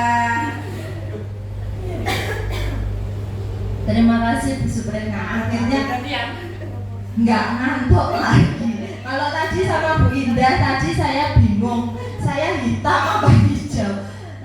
Setelah tahu saya hitam, Bu Indah hijau, akhirnya tos malah. Terima kasih Bu Supre. Nah, di sini sini ada pertanyaan romantik, kita lanjut lagi ya Bapak Ibu. Apa yang Bapak Ibu guru hebat lakukan jika ada murid yang melanggar aturan? Bagaimana, Bu Rika? Kalau muridnya Bu Rika melanggar, yang Bu Rika lakukan itu apa? Hukum. Saya panggil, saya kasih sanksi. Oh, kalau Bu Supri dipanggil dikasih sanksi, kalau Bu Rika langsung dihukum lari 10 kali ngubungi lapangan, itu contohnya. Terus kalau kita punya murid, nah ini kalau seandainya dihukum, contohnya kalau hukum tidak terencana seperti Bu Rika tadi, wis melakukan kesalahan, ayo ngubungi lapangan ping 10. Jadi tidak terencana ya. Jadi murid tidak tahu apa yang akan terjadi atau tidak dilibatkan. Jadi sepenuhnya itu dari pihak gurunya saja. Jadi murid tidak dilibatkan. Terus bersifat satu arah. Terus berupa hukum fisik atau psikis. Nah, fisik itu tadi lari tadi, ya. Terus kalau konsekuensi terencana ada itu disepakati. Bu Rika melakukan kesepakatan sesuai dengan aturan-aturan. Yang kedua, murid tetap dibuat tidak nyaman, itu kalau konsekuensi. Yang ketiga, sikap guru selalu memonitor murid, jadi memantau murid terus, itu kalau konsekuensi. Nah, kalau restitusi yaitu proses menciptakan kondisi bagi murid untuk memperbaiki kesalahan. Jadi kita memberikan memberikan waktu bagaimana cara dia untuk memperbaiki kesalahan yang telah dia buat. Yang kedua, proses kolaboratif yang mengajarkan murid untuk mencari solusi. Nah, solusinya apa? Kita memberikan waktu bagaimana caranya dia untuk mencari solusi atas permasalahan tersebut. Nah, ini ada mari berlatih. Nah, di sini ada soal. Nah, ini termasuk hukuman atau konsekuensi. Yang pertama, lari mengelilingi lapangan basket 2 kali karena terlambat hadir sekolah. Termasuk apa Bapak Ibu? Hukuman. Yang kedua, membersihkan coretannya yang dibuat di meja tulis. Termasuk apa? Konsekuensi. Boleh. Yang ketiga, murid diminta push up karena tidak menggunakan masker ke sekolah. Kenapa? Hukuman? Ya, coba hukuman. Yang keempat, menggantikan kertas tugas temannya yang ia coret. Termasuk apa? Konsekuensi. Boleh. Berjemur di lapangan basket pukul 12 siang karena mengobrol dengan temannya. Termasuk apa? Hukuman. Boleh. Murid diminta bertelanjang kaki karena tidak memakai sepatu berwarna hitam saat sesuai peraturan sekolah. Termasuk apa? Hukuman. Berdiri di depan kelas sambil mengangkat satu kaki karena tidak bisa menjawab. Termasuk apa? Hukuman. Coba kita lihat jawabannya. Wah, memang Bapak Ibu guru UPT SD Negeri Trogo 2 hebat semuanya. Beri tepuk tangan untuk kita semuanya. Nah, ini ya. Nah, ini ada 5 posisi kontrolnya. Sebagai guru kita harus kita mempunyai 5 posisi kontrol. Nah, di posisi manakah kita? Ini Bapak Ibu guru bisa meraba dirinya sendiri ya. Saya itu berada di posisi mana? Yang pertama, penghukum. Yang kedua, pembuat rasa bersalah. Yang ketiga, teman. Yang keempat, pemantau.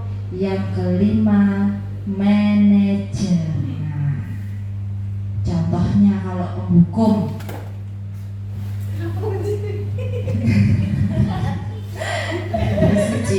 masih konsentrasi nih Bu Suci.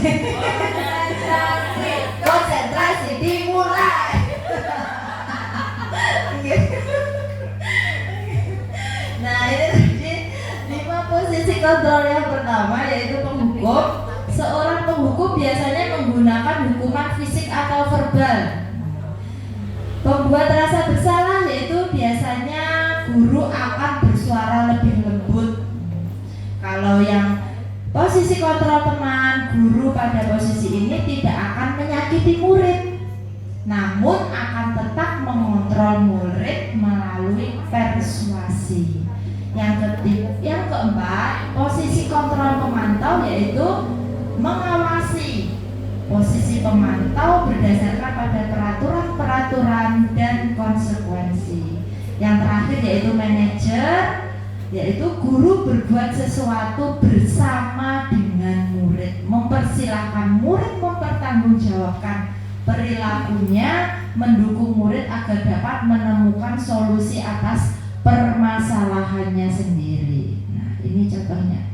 Contoh penerapan 5 posisi kontrol guru, yaitu kalau penghukum hormat bendera selama 1 jam. Kenapa? Karena tadi waktu upacara tidak memakai topi atau nggak lengkap, bajunya tidak lengkap, nggak pakai topi atau nggak pakai dasi. Ayo kamu sekarang berdiri di tiang bendera hormat selama 1 jam. Itu adalah tipe penghukum. Kalau membuat rasa bersalah, itu berapa kali ibu harus memberitahu kamu, nak? Suaranya halus, lembut seperti Bu Desi gitu ya. Kamu selalu saja mengecewakan ibu. Nah, itu contohnya pembuat rasa bersalah. Kamu selalu mengecewakan saya. Nah, seperti itu. Terus kalau sebagai teman, ayo dong ikuti aturan sekolah. Tolong bantu ibu ya, sekali ini saja. Ya sudah, tidak apa-apa. Lain kali jangan sampai berbuat itu lagi ya. Nah, itu contoh kata-kata jika kita memposisikan diri kita ke murid kita sebagai teman. Tapi terkadang kalau sebagai teman itu murid kita itu hanya maunya nurut dengan guru itu saja. Biasanya kalau seandainya Bu Citra memposisikan diri saya sebagai teman, Galang itu maunya hanya dengan Bu Citra, patuhnya dengan Bu Citra. Tapi kalau dengan bapak ibu guru yang lainnya biasanya itu sulit untuk dikendalikan. Nah, ini kalau pemantau, kamu sudah melanggar peraturan sekolah, kamu tahu konsekuensinya. Setelah upacara kamu beli atributnya ke koperasi dan jangan diulang lagi ya, gitu. Jadi pemantau dikembalikan kepada muridnya, tetapi tetap dalam pantauannya. Nah, ini sebagai pendidik kita harus di posisi ini, Bapak Ibu. Sebagai manajer, apakah kamu tahu kesalahanmu? Kira-kira bagaimana kamu memperbaiki kesalahanmu? Jadi kita menanyakan permasalahannya dan murid tersebut yang mencari solusinya. Kita hanya mendampingi. Nonton ya. Nah, di posisi apakah kita? Pertanyaan romantis. Apa alasan ibu ketika menggunakan helm saat mengendarai motor? Kenapa? Bapak ibu kalau mau berangkat ke sekolah kenapa harus memakai helm? Alasannya apa? Biar nggak panas. Biar nggak panas. Kalau Bu Suci? Selamat. Biar selamat. Kalau pindah takut ditilang sama Pak Polisi, nanti diajak kenalan. Pak Nanda? Oh, hebat sekali. Tolong akan ditempatkan. Oke, terima kasih. Nah, keyakinan kelas. Mengapa keyakinan kelas? Mengapa bukan peraturan kelas? Nah, ya, itu tadi. Keyakinan kelas adalah nilai-nilai kebajikan universal yang disepakati bersama, lepas dari latar belakang suku, negara, bahasa, maupun agama. Menurut Gosen, suatu keyakinan akan lebih memotivasi dari dalam. Seseorang akan lebih bersemangat menjalankan keyakinannya daripada hanya sekedar mengikuti peraturan. Pembentukan keyakinan kelas yang pertama, keyakinan kelas bersifat lebih abstrak daripada peraturan yang lebih rinci dan konkret. Kedua, keyakinan kelas berupa pernyataan-pernyataan universal. Ketiga, pernyataan keyakinan kelas senantiasa dibuat dalam bentuk positif. Keempat, keyakinan kelas hendaknya tidak terlalu banyak. Selanjutnya, keyakinan kelas sebaiknya sesuatu yang dapat diterapkan di lingkungan tersebut.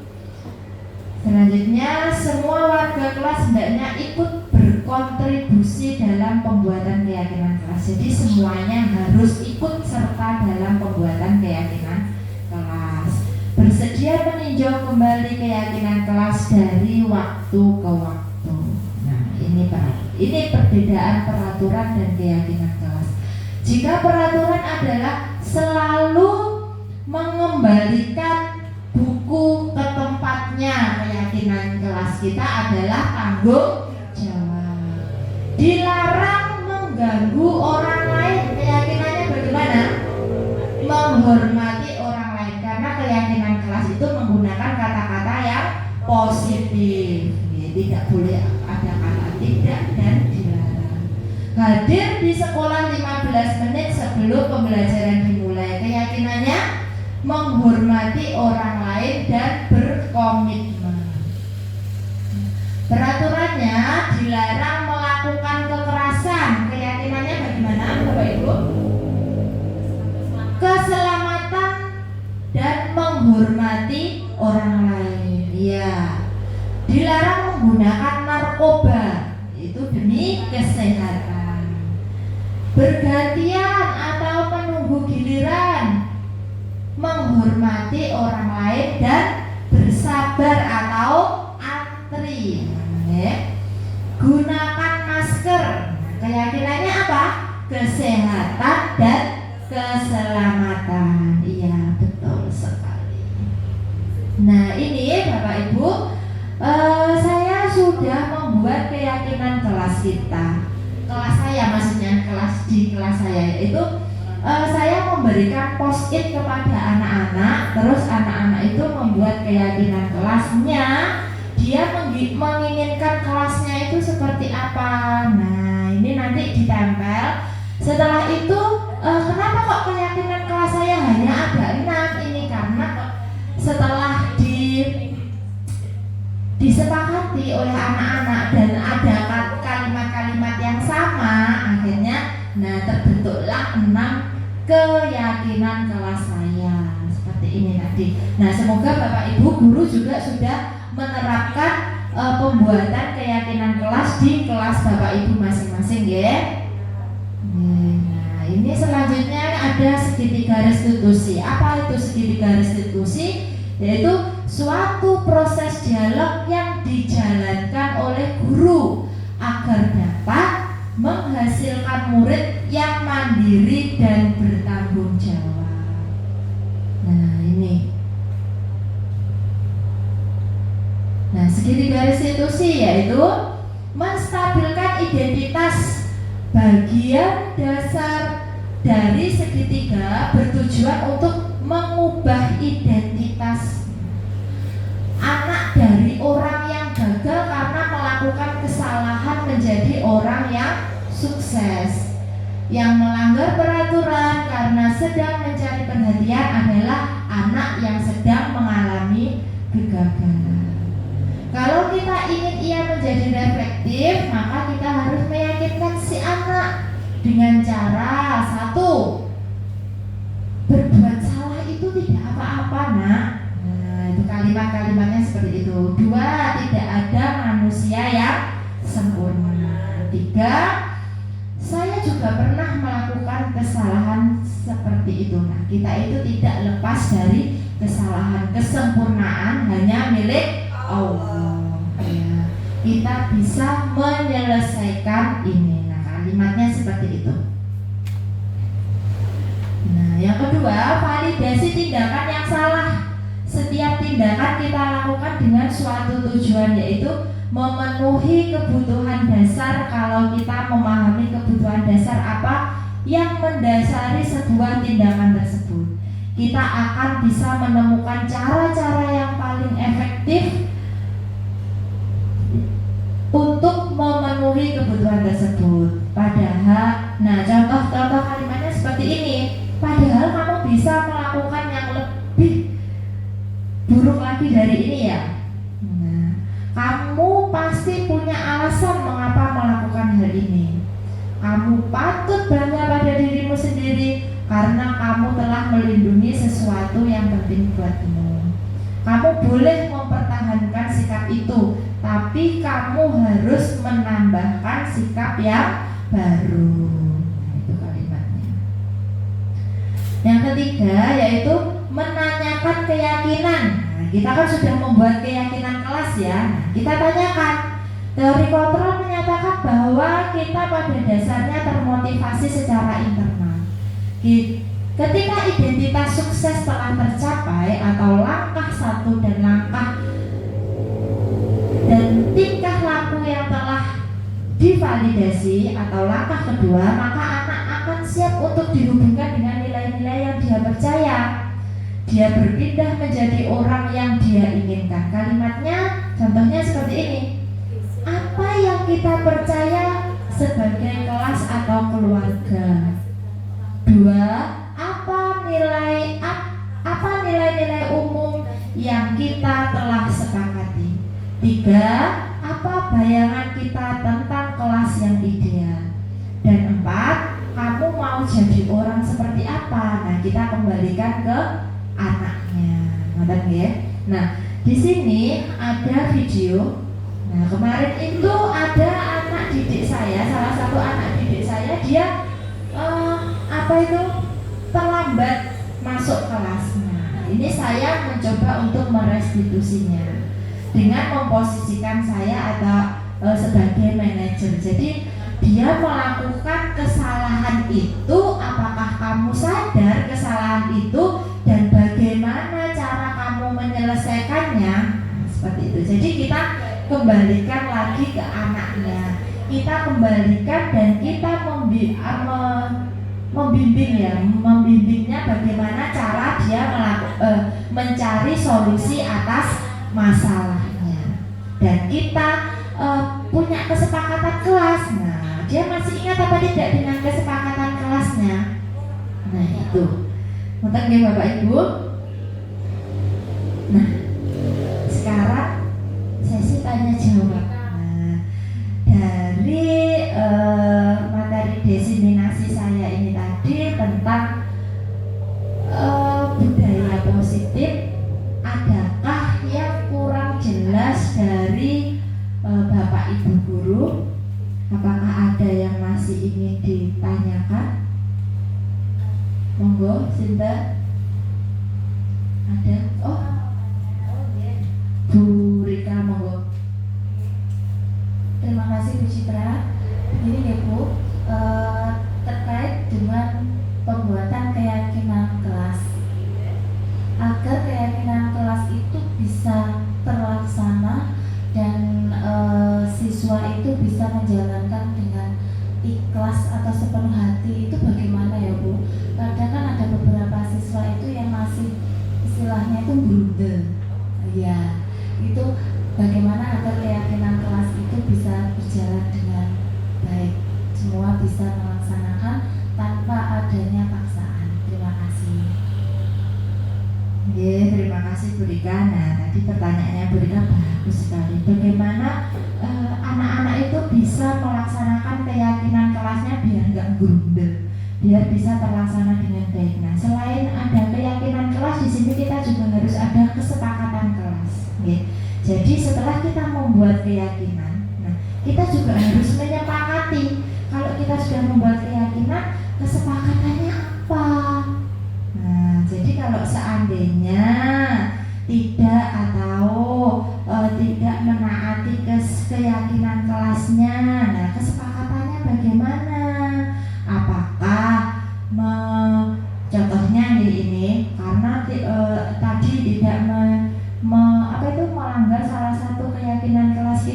ya sudah, berarti hari ini kesepakatannya 1 hari dia melakukan kerja bakti atau membersihkan kelasnya. Nah, jadi selain keyakinan kita juga membuat kesepakatan. Jadi biar keyakinan itu atau konsekuensi ya. Nah, jadi biar keyakinan itu bisa berjalan sesuai dengan yang sudah disepakati. Dan kita juga harus mengingatkan, selalu mengingatkan keyakinan kelas kita itu apa. Nah, karena yang membuat keyakinan kelas itu kan juga mereka sendiri. Nah, jadi ya mereka juga harus menjalankan. Ngoten nggih? Ngoten Bu Rika, Ridwan? Ketika membuat keyakinan kelas itu kita juga harus membuat konsekuensinya, ngoten nggih? Nggih, kita harus membuat konsekuensinya. Nggih, ngoten nggih Bu Rika? Terima kasih. Nah, sama-sama. Nggih, ngoten Bapak Ibu. Nah, apakah ada pertanyaan lagi?